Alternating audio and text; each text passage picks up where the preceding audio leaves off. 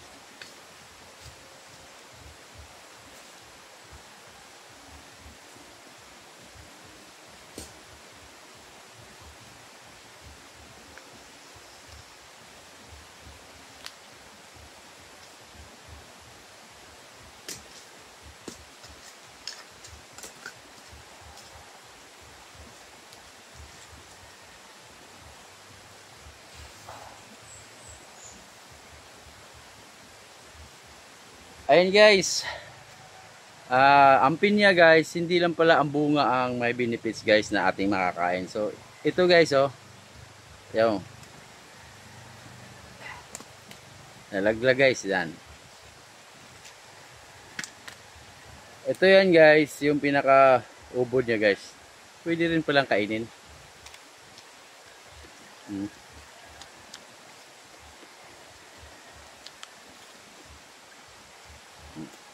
So guys, matigas na. Tapon na natin to.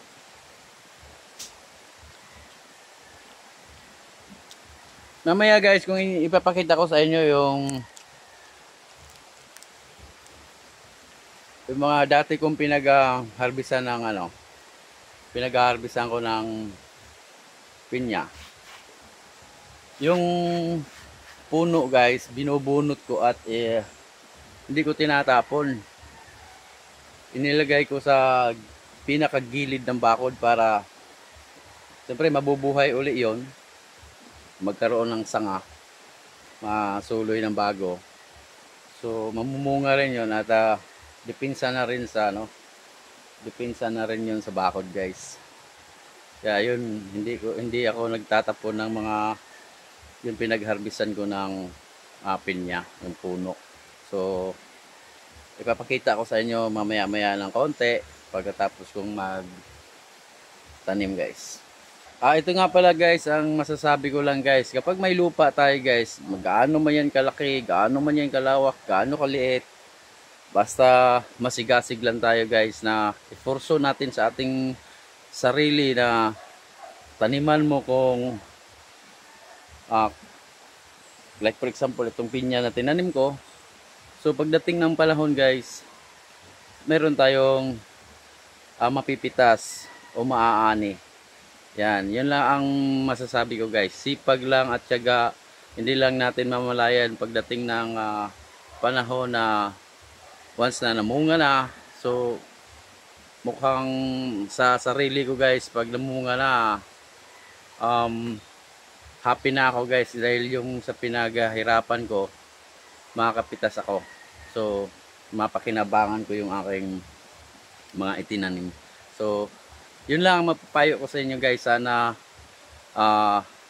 may mapupulot kayong aral doon, lalo na doon sa mga hindi ko naman sasabihin na tamad o ano. So sipag lang, sipag, tiyaga, yon. Kapag may itinanim, may aanihin. So ganyan lang guys ang masasabi ko.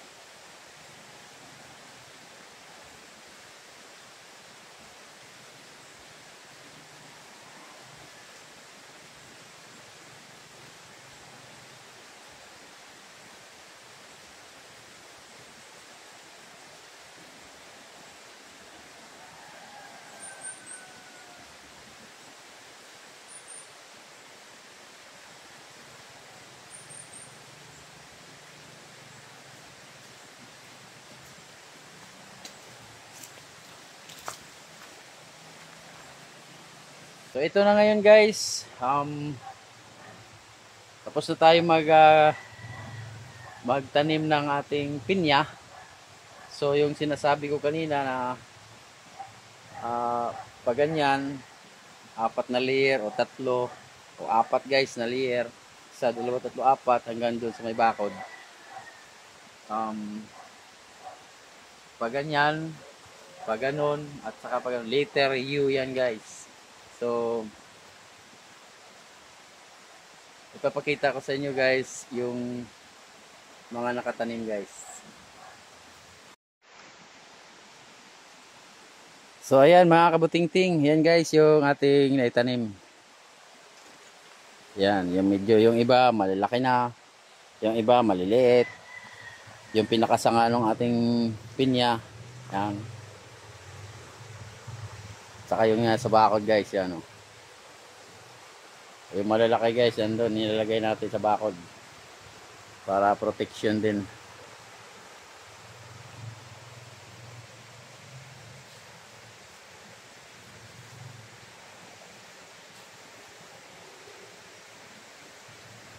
Ayan guys, pati yung paparoon guys, yun. Letter U.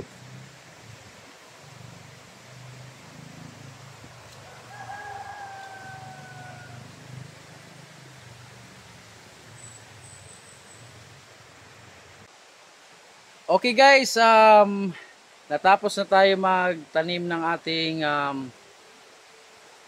pinya. Siguro may mga 100 plus na puno. So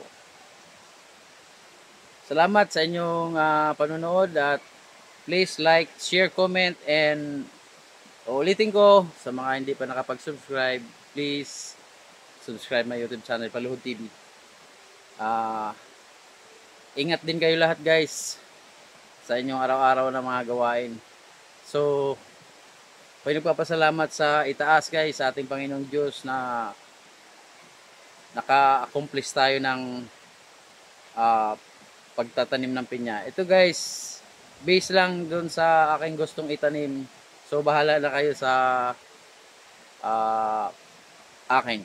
So hanggang dito na lang tayo guys. Maraming salamat. Bye bye.